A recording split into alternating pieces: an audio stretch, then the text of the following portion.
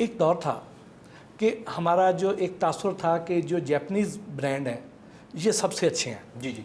और उसमें कोरियन आए, उनको उतना पसंद नहीं किया गया जितना जापानीज़ को किया गया। और अब चाइनीज़ जो हैं वो अब मार्केट में आ गए। तो आप चाइनीज़ गाड़ियों का मुस्तकबिल कैसा देखते? अच्छा, गाड़ियों की अगर हम हिस्ट्री पढ़ें ना, सबसे पहले अमेरिकन कहते थे गाड़ी हमारे अलावा कोई नहीं बना सकता। वो जापानियों को लुक डाउन करते थे कि ये फीमची कौम है, ये गाड़ी बनाएगी। फिर एक दौर आया कि जापान ने रूल किया। फिर जापान से जब कोरिया पे गया तो जापानीज़ ने कहा जी हमारे अलावा गाड़ी कोई नहीं बना सकता। कोरियन ने लेफ्ट राइट सेंटर उनको मारा क्योंकि वो सस्ती थी। अब जो दौर आ रहा है ख़ासतौर पे इलेक्ट्रिक की तरफ अगर हम जाएँ तो इलेक्ट्रिक के अंदर चाइना ने अपनी सुपरमेसी बना ली हुई है। Largest producer of cars in world China है। और उसमें भी क्लासेस हैं। पहले था कि जी बहुत सस्ती और हल्की गाड़ी होगा। अब अगर आप देखें तो बहुत सी दुनिया की अच्छी अच्छी गाड़ियाँ जो हैं या टेक्नोलॉजी की जो चीज़ें हैं वो बनती चाइना में, डिज़ाइन कहीं और होती हैं। तो उन्होंने उनके भी ऑटो मैन्युफैक्चरर्स ने सीख लिया, वो डिज़ाइन करा रहे हैं। कोई ऑडी के डिज़ाइनर से करा रहा है, वो कुछ और से करा रहा है। तो they are coming big time now. यानी आप जो चाइनीज़ गाड़ियाँ हैं, अगर कोई बायर उन्हें लेना चाहता है तो वो बेफिक्र होकर ले सकता है? डिपेंड करता है कि आप चाइनीज़ गाड़ी कौन सा ब्रांड ले रहे हैं, कौन सा ग्रुप ले रहे हैं, उसके पीछे डिज़ाइनर कौन सा है, टेक्नोलॉजी कौन सी है। सो यस, अभी भी उनके पास ऐसी प्रोडक्ट मौजूद हैं जो बड़ी हल्की क्वालिटी की हैं और प्रीमियम की भी हैं। तो वो उर्दू में कहते हैं ना, जितना गुड़ पाओ गुना मीठा हो जाएगा, पंजाबी में कहते हैं, उर्दू में कह रहा हूँ। तो वो जो है आप उसमें आपको हर किस्म की क्लास मिल सकती है। बट हैविंग सेड दैट, मेरे ख्याल से चाइना ने एक बहुत, जिसे कहते हैं ना, इम्प्रूव किया ओवर द ईयर्स और आने वाले सालों में वो मार्केट को बहुत डिस्टर्ब करेंगे। एकदम यहाँ पे जो एसयूवीज़ की भरमार हो गई। इससे पहले लोग सीडान लेते थे सर, इसकी कामयाबी के पीछे क्या फैक्टर्स थे? ये एक ग्लोबल ट्रेंड है। अगर आप ग्लोबली देखें ना तो पहले लोग सेडान पसंद करते थे, फिर एक क्रॉसओवर की मार्केट आना शुरू हुई। पाकिस्तान को तो बहुत एंड पे आता है। दुनिया में अगर आप देखें, यूरोप के अंदर, जर्मनी के अंदर, दुबई के अंदर, हमारा ट्रेंड ज़्यादातर हम लोग यूएई को फॉलो कर रहे होते हैं। तो उन सब में भी अगर आप देखें ग्लोबली एक डिमांड जो है ना एसयूवी की ज़रूर शुरू हुई थी। और पाकिस्तानी मार्केट में भी जब नए एंट्रेंट आए तो उन्होंने देखा कि यार सबसे ज़्यादा गैप इस मार्केट में है। तो हर कंपनी ने सबसे पहले एसयूवी लॉन्च की। लोग कहते हैं जी नीचे वाली जो है मार्केट 660 में कोई क्यों नहीं आ रहा। तो मैं हमेशा समझाता हूँ कि ये कंपनियाँ एनजीओज़ नहीं हैं, उनको प्रॉफिट बनाना है। उनको जहाँ ज़्यादा डिमांड नज़र आएगी, जहाँ प्रॉफिटेबिलिटी ज़्यादा होगी, जहाँ कंज्यूमर के पास बाइंग पावर ज़्यादा होगी, वो वहाँ पे लॉन्च करेंगे। और सब ने इसीलिए आप देखें तो क्रॉस ओवर मार्केट को हिट किया सबने। पाकिस्तान में इस पूरे खित्ते की निस्बत सबसे ज़्यादा महंगी गाड़ियाँ क्यों हैं? सर, बिल वास्ता और बिला वास्ता सबसे ज़्यादा टैक्स भी इस खित्ते में ही है। सो अगर आप आज गाड़ी पाकिस्तान में बना रहे हैं, जो सीकेडी गाड़ियाँ जिनको बनाते हैं, हम कंपनियों को बड़ा बुरा भला कहते हैं, तो आज 100 रुपये की गाड़ी में 52 रुपये टैक्स है। तो 52% of every car is tax अगर वो लोकल बनती है। अगर इम्पोर्ट होती है तो 432% ड्यूटी। ये जो आप और मैं लग्जरी गाड़ियाँ देख रहे हैं पाकिस्तान में, मैं तो कहता हूँ सलूट है इन लोगों को जो ले रहे हैं। अगर दुनिया में देखें तो इसकी कॉस्ट 1/5 है। महंगी तरीन गाड़ियाँ हैं। तो tax is the biggest thing I guess, जिसकी वजह से अगर आपको गाड़ियाँ महंगी लगती हैं। पिछले कुछ अरसे में गाड़ियों की जो सेल है वो बढ़ी है या ड्रॉप हुई है? न्यू कार की जो प्रोडक्शन है वो भी नीचे गई है, सेल भी नीचे गई है। सो अगर हम अपनी जो इकोनॉमिक ग्रोथ देखते आ रहे हैं, 2016 में पहली कॉम्प्रिहेंसिव ऑटो पॉलिसी आई थी, तब पाकिस्तान साल की तकरीबन 1,50,000 गाड़ियाँ बनाता था। वो 18, 19, 20 में फिगर तकरीबन 2.5 लाख के करीब गया पीक पे। और हम अगर कोरोना ना आता और जो एक्सपेक्टेशन थी कि ये 4 से 5 लाख पे जाएगा 14 ऑटो मैन्युफैक्चर के साथ, लेकिन अनफॉर्चुनेटली अभी भी आप 1.5 लाख के फिगर पे खड़े हैं। यानी 3 ऑटो मैन्युफैक्चरर भी 1.5 लाख बना रहे थे और 13 भी 1.5 लाख बना रहे हैं। सो केक का स्लाइस जो है ना वो छोटा हो गया, केक उतना ही है। अब वो डिवीज़न 13 कंपनियों में हो रही है और उसकी सबसे बड़ी वजह इकोनॉमिक डाउन टर्न है पाकिस्तान का।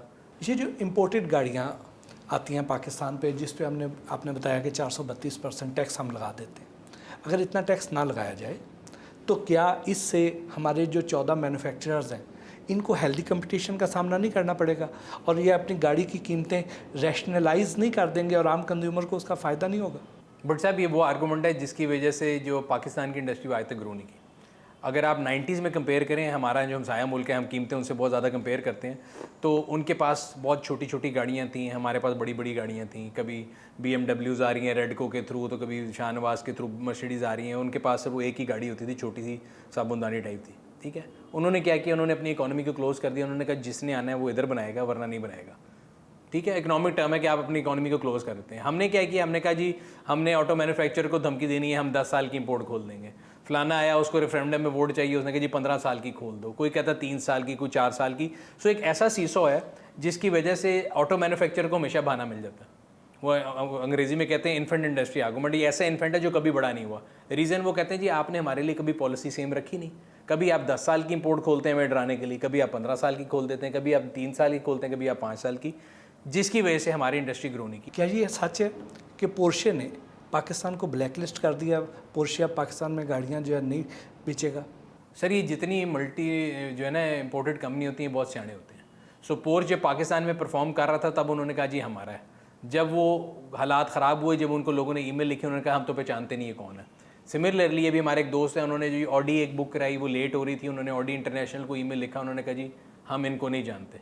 तो ये हमारे डीलर नहीं है, ये रीसेलर्स हैं। तो रीसेलर्स का क्या मतलब है? जो लेके रीसेल करता है। तो मैं और आप भी कर सकते हैं। तो अनफॉर्चुनेटली जितने भी बड़े ब्रांड हैं वो यहाँ से प्रॉफिट लेके जाते हैं, लेकिन जब कोई जिम्मेदारी की बारी आती है तो वो यहाँ पे हाथ नहीं पकड़ाते। तो ये एक पॉलिसी लूप होल है कि आप जितनी बड़ी मर्जी इंपोर्टेड कंपनी लेके आएँ, लोगों से पैसा लें, लेके चले जाएं, कोई पूछने वाला नहीं। पाकिस्तान में हमें जगह जगह पे, हर सड़क पे इतनी इतनी बड़ी गाड़ियाँ, लैंड क्रूजर, प्राडो ये नज़र आती हैं। इनको पाकिस्तान में क्यों नहीं बनाते जी? वॉल्यूम बहुत कम है सर। देखिए जो हमारे यहाँ वेल्थ है ना वो कंसनट्रेटेड है बहुत कम लोगों के हाथ में। सो जो पैसा है वो चंद हाथों में है, वॉल्यूम उतना ज़्यादा नहीं है। सो अगर लैंड क्रूज़र हम एग्जांपल बात कर लें, 6-7-8 करोड़ रुपए की लैंड क्रूज़र है, वो यहाँ पे अगर बनाने के लिए नंबर्स जितने चाहिए होंगे उतने लोग नहीं लेने वाले। बहुत लिमिटेड लोग हैं, वो इंपोर्ट कर लेते हैं, उनको 400% ड्यूटी भी कुछ नहीं कहती। तो इस वजह से मेरा नहीं ख्याल कि हमारे यहाँ पे ऐसे नंबर्स मौजूद हैं जिससे आप प्रोडक्शन उतनी जस्टिफाई कर सकें। एक आम आदमी की पहुंच में कौन सी गाड़ी है जी? आम आदमी की पहुंच में नई गाड़ी तो कोई नहीं है, क्योंकि एक नौकरी पेशा आदमी आज 660 सीसी गाड़ी जो है 30 लाख की वो भी नहीं ले सकता। उसने बिजली का बिल देना है, घर का किराया देना है, फिर डिफरेंट इदारों के टैक्स देने हैं, फिर उसको नीलम जेलम सरचार्ज भी पढ़ना है, फिर उसको सारा कुछ पढ़ना है। सो वो सिंपल सी बात है, तो बेचारा ज़िंदगी गुजार ले, फिर उसने बच्चों की फ़ीस देनी है, फिर उसने टैक्स वालों को जाके बताने कि उसने फ़ीस के पैसे कहाँ से अरेंज किए थे। तो ये सारा कुछ करते करते वो बेचारा ज़िंदगी में धूप छाँव में मोटरसाइकिल पे गुजार सकता है। मेरा नहीं ख्याल कि आम मतवसत तबके का आदमी 0 मीटर गाड़ी खरीद सकता। ये जो हमें मुख्तलिफ शोरूम्स पे इंपोर्टेड गाड़ियाँ नज़र आती हैं, उसमें छोटी भी हैं, उसमें बड़ी भी हैं, और ये जो गाड़ियाँ हैं इनका यहाँ पे कोई सेल्स नेटवर्क नहीं है, उनके पार्ट्स नहीं मिलते हैं, लेकिन मार्केट में वो बहुत ज़्यादा उसकी भरमार है। तो क्या आम आदमी को ऐसी गाड़ी ख़रीदनी चाहिए? सर एंट्री लेवल पे तो मैं बड़ा सख्त खिलाफ हूँ कि जो 660 सीसी लोग इंपोर्टेड लेते हैं। उसकी रीज़न ये है कि वो ज़्यादातर एक्सीडेंटेड आती हैं। फिर जब आप यहाँ पे लेते हैं तो उसमें एयरबैग नहीं खुलता, फिर बाद में लोग रोते हैं कि जी महंगी होगी, ये हो गया, वो हो गया। पाकिस्तान में जो गाड़ियाँ बन रही हैं उनमें जो बेयर मिनिमम आपको चाहिए ऑप्शन वो सारी मौजूद है। बट पार्ट्स की अवेलेबिलिटी का ये कि एक ऑल्टरनेट नेटवर्क बन गया हुआ है, इंपोर्ट होता है, स्क्रैप में आता है, तो यूज़ पार्ट बहुत आ जाता है। तो वो अवेलेबिलिटी तो उस तरह से इशू नहीं है, बट फिर भी एंट्री लेवल में मैं हर एक को यही सजेस्ट करता हूँ कि जो मेड इन पाकिस्तान गाड़ी वो लेनी चाहिए। इलेक्ट्रिक गाड़ी का पाकिस्तान में मुस्तकबिल कैसा दिखता सर इलेक्ट्रिक गाड़ी का पाकिस्तान में मुस्तकबिल नारों, वादों और कस्मों तक तो बहुत अच्छा है, वैसे कोई नहीं है। बिकॉज अगेन अभी हम इलेक्ट्रिक पॉलिसी की बात कर रहे थे या गाड़ियों की पॉलिसी की बात करते, 2018 में आपने भी नारे सुने होंगे कि टोल भी फ्री होगा।